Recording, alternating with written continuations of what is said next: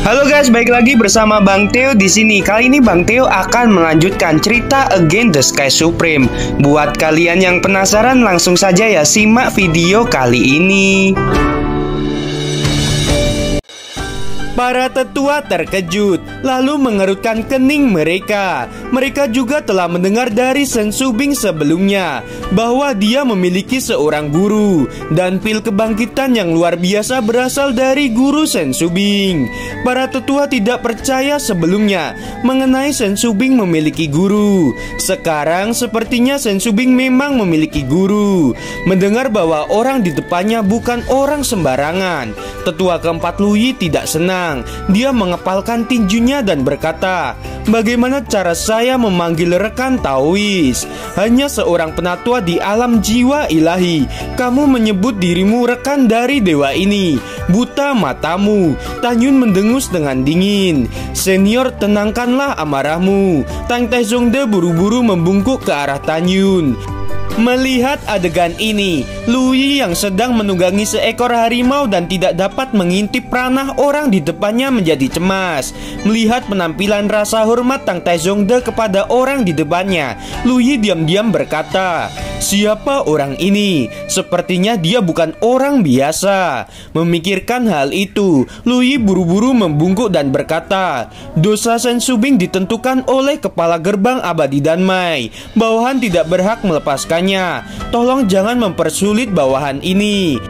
Luyi juga seorang dengan latar belakang yang tidak biasa. Dia mengandalkan gurunya sebagai kepala pil gerbang suci. Dia masih memiliki kepercayaan diri. Melihat penampilan Luyi, Tanyun tahu dia terkejut dan segera mengambil langkah dan berkata, "Kebangkitan jiwa disempurnakan oleh dewa ini. Kamu punya nyali untuk menangkap murid dari dewa ini." Dahi Luyi ditutupi dengan keringat dingin yang halus. Para tetua lainnya memandang Luyi.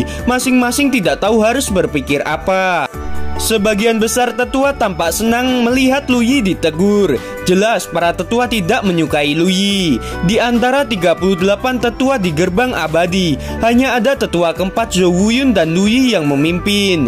Tanyun juga takut berpura-pura terlalu banyak dan mendengus dengan dingin. "Lupakan saja, kamu hanyalah anak kecil di depan dewa ini, dan dewa ini terlalu malas untuk peduli padamu." "Terima kasih senior," Luyi berkata dengan hormat, memikirkan sesuatu tentang orang di depannya. "Siapa namamu?" Tanyun berkata dengan dingin. "Junior bernama Luyi," kata Luyi dengan hormat. Tanyun berkata, "Luyi, tetua ketiga itu bernama Zhou Wuyun kan?" "Ya senior," kata Luyi. "Baiklah, jika dia berani menyentuh jari murid dewa ini akan membunuhnya." Tanyun tiba-tiba berteriak, "Buka pintu istana. Dewa ini akan menyembuhkan gadis Tang sendiri. Setelah gadis Tang terbangun, aku akan berbicara dengannya." Semua orang terkejut ketika mereka mendengar ini. "Senior, kepala Tang telah didiagnosis oleh tetua kedua gerbang suci, dan dia tidak dapat menyembuhkan kepala Tang," kata Luyi. "Jiwa kosmik dan jiwa pusatnya telah rusak. Selama ada setengah napas, itu bisa disembuhkan." Dewa ini melihat penatua kedua dari gerbang suci Danmai yang sangat bodoh. Tanyun menyeringai, "Dokter tingkat pertama, sungguh orang bodoh yang menyia-nyiakan waktu dalam alkimia." Buka gerbang istana. Tanyun membuat keputusan yang menentukan. Mendengar Tanyun mempermalukan tetua kedua gerbang suci Danmai, tidak hanya para tetua yang ketakutan, tetapi bahkan Tang Taizongde juga ketakutan. Tang Taizongde semakin percaya bahwa Tanyun adalah orang dari Huangfu Shenzong yang telah hidup puluhan ribu tahun. "Senior, tolong tenanglah." Luyi segera membuka istana abadi Tangzun. Luyi juga menghormati Tanyun di dalam hatinya. Siapa yang berani mempermalukan tetua kedua gerbang suci Danmai di depan umum? Lalu siapa lagi selain kepala sekte? Pasti orang di depannya orang yang luar biasa. Tanyun berbicara dengan cara ini karena dia ingin semua orang menganggap dirinya sebagai orang kuat yang berkultivasi secara halus dan tidak tertarik tentang dunia. Dengan cara ini, tidak peduli siapa itu, mereka harus takut pada Sen Subing di masa depan karena dirinya. Sen Subing tidak akan diintimidasi oleh siapapun di masa depan, terutama Zhou Wuyun, seorang cabul tua. Tanyun mendengus dengan dingin dan memasuki aula dengan tergesa-gesa. Senior, kepala Tang ada di lantai 2. Bawahan akan menunjukkan jalannya, kata Luyi sambil menuntun Tanyun ke sebuah rumah di lantai kedua. Banyak tetua yang mengikuti. Senior, tolong izinkan kami memasuki ruangan bersama Anda, kata Luyi sambil membungkuk. Dewa mengizinkan kalian untuk menonton di samping, Tanyun berkata dengan ringan. Ingat, tidak ada yang boleh berbicara dengan dewa ini. Jika tidak, dewa ini tidak keberatan untuk membunuh di tempat. Semua orang yang mendengar menjadi ngeri. Tanyun ingin segera menyelamatkan Sen Subing dan langsung mendorong pintu masuk. Di sofa ada seorang wanita berbaju hitam berbaring dengan tenang. Seorang wanita dengan sosok yang anggun dan kulitnya yang pucat mengartikan betapa cantik dan fananya wajah itu. Ketika Tanyun berjalan ke sofa dan menatap wajah gadis itu, dia terkejut. Jadi itu dia sebenarnya adalah kepala Tang. Melihat gadis rok hitam di depannya, Tanyun teringat kembali pada adegan ketika dia berpartisipasi dalam ngarai meteorit. Pada saat itu, dia dikejar oleh elang petir, dan ketika kera iblis hendak menolong dirinya, gadis berbaju hitam ini membunuh elang petir dengan pedangnya. Meskipun dia ditutupi dengan kerudung pada awalnya, Tanyun mengenali dari mata dan dahinya. Kepala Tang adalah orang yang membantu saya saat itu.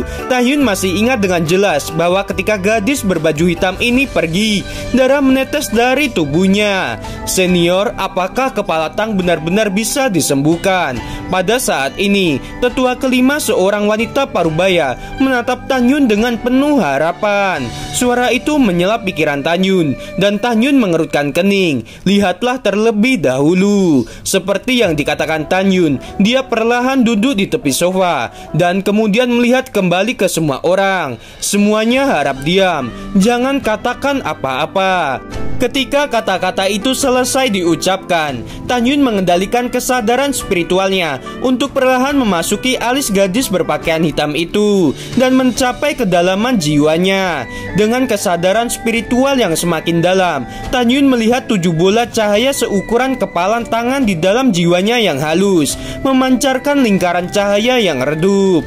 Ini persis 3 jiwa dan 7 jiwa milik gadis ini. 3 jiwa mengacu pada jiwa surga, jiwa bumi dan jiwa takdir. 7 jiwa mengacu pada roh Tiancong, roh Linghu, roh Qi, roh kekuatan, roh pusat, roh esensi dan roh Ying. Tanyun menahan napas dan mulai mengamati 3 jiwa dan 7 jiwa gadis di depannya.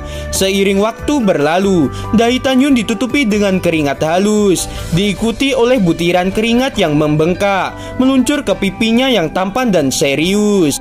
3 jiwa dan 7 jiwa semuanya akan hancur sekarang. Sekarang 2 jiwa dan 6 jiwa lainnya sama seriusnya dengan jiwa surga yang rusak dan jiwa pusatnya. Keringat terus bercucuran. Banyak sesepuh yang melihat dengan jelas. Kaki Tanyun menjadi basah dan keringat mengikis sepatunya.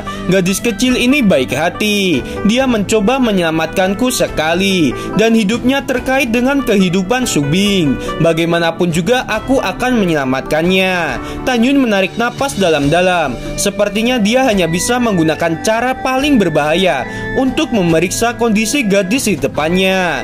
Gadis Tang, jangan takut. Aku di sini untuk menyelamatkanmu. Tanyun merasakan 3 jiwa dan 7 jiwanya dengan indera spiritualnya. Sambil menundukkan kepalanya, bibirnya menempel di telinga gadis berpakaian hitam itu dan berbisik. Jika kamu bisa mendengar lelaki tua ini, maka kendalikan 3 jiwa dan 7 jiwa dan lepaskan beberapa informasi kepada orang tua ini. Setelah berbicara, 3 jiwa dan 7 jiwa tetap tidak berubah. Gadis Tang, jangan menyerahkan hidupmu. Bisakah kamu mendengar kata-kata orang tua ini? Tanyun berbisik lembut di telinga gadis itu, mengulangi lagi dan lagi. Sampai setelah beberapa saat, Tanyun akhirnya menyadari kehidupan dan jiwanya sedikit berfluktuasi. Jiwa kehidupan adalah jiwa terpenting di antara 3 jiwa dan 7 jiwa. Jika jiwa kehidupan dihancurkan, seseorang akan mati. Jika jiwa lainnya yang dihancurkan, seseorang akan cacat dan tidak bisa bergerak. Tetapi mereka tidak akan pernah mati. Merasa fluktuasi samar jiwa kehidupan, hati Tanyun menegang dan dia memanggil lagi. Gadis Tang, lelaki tua ini akan memasuki 3 jiwa dan 7 jiwamu untuk memeriksa tujuanmu yang sebenarnya. Hanya dengan cara ini, orang tua ini dapat menyelamatkan kamu. Apakah kamu mendengar? Setelah itu, Tanyun merasakan jiwa kehidupan dan ada fluktuasi yang tidak terdeteksi. Karena kamu mendengarnya, maka kamu harus melakukan apa yang dikatakan orang tua ini. Tanyun berbisik, orang tua ini memasuki 3 jiwa dan 7 jiwamu. Ini sangat berbahaya. Kamu tidak boleh menolaknya. Begitu kamu menolaknya, tingkat kerusakan pada 3 jiwa dan 7 jiwa akan semakin parah. Kamu akan mati seketika dan jiwamu akan tercerai-berai. Apakah kamu mendengar dengan jelas? Tiba-tiba Tanyun merasakan fluktuasi lagi. Untuk berjaga-jaga, Tanyun menegaskan, jika kamu mendengarnya dengan jelas, hidup dan jiwamu berfluktuasi 2 kali berturut-turut untuk memberitahu orang tua ini. Ini menyangkut hidup dan matimu, jadi jangan ceroboh. Kemudian ada 2 fluktuasi dalam jiwa kehidupan. Baiklah, orang tua ini akan masuk. Kesadaran spiritual berubah menjadi sutra, dan Tanyun dengan lembut menembus ke dalam jiwa surgawi dan mulai mengamati.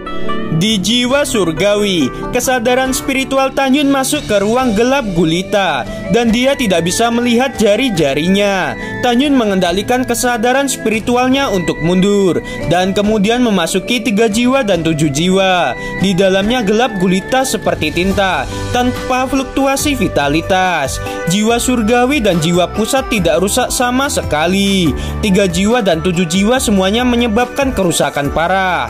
Pada awalnya diputuskan bahwa jiwa kehidupan adalah yang paling rusak parah. Jika jiwa-jiwa lain tidak diperiksa, mereka tidak dapat ditemukan dan mengalami kerusakan parah. Ketika kepala menemukan bahwa jiwanya terluka, kemudian dia meminum pil Zun kebangkitan. Dari penampilan ketika jiwa disembuhkan, jiwa batin dari jiwanya tidak sembuh. Pada saat ini, jiwa surgawi dan jiwa pusat menyerang. Serangan itu telah mencapai titik yang tidak dapat diubah. Oleh karena itu, tetua kedua gerbang suci Danmai memutuskan bahwa dia tidak bisa disembuhkan. Pada awalnya, jika seseorang dapat mendiagnosis bahwa ketiga jiwa dan 7 jiwanya mengalami kerusakan, seharusnya dia dapat menyembuhkan mereka hanya dengan memperbaiki 3 jiwa dan 7 jiwa yang berasal dari pil. Tetapi sekarang sudah terlambat. Tanyun diam-diam memikirkan hal ini, mengambil napas dalam-dalam dengan keraguan di wajahnya, melihat kembali ke para tetua sambil bertanya, kapan gadis Tang terluka? Senior kepala Tang terluka lebih dari setahun yang lalu setelah kembali dari ngarai meteorit, kata tetua kelima dengan jujur. Tanyun mengerutkan keningnya. Mendengar ini, Tanyun berkata pada dirinya sendiri, sementara gadis Tang terluka pada saat itu, dia mampu membunuh elang petir tingkat 4 dengan 1 pedang. Jelas bahwa kekuatannya setidaknya di alam jiwa ilahi kesempurnaan. Di ngarai meteorit, monster kuat macam apa yang bisa melukai 3 jiwa dan 7 jiwanya pada saat bersamaan?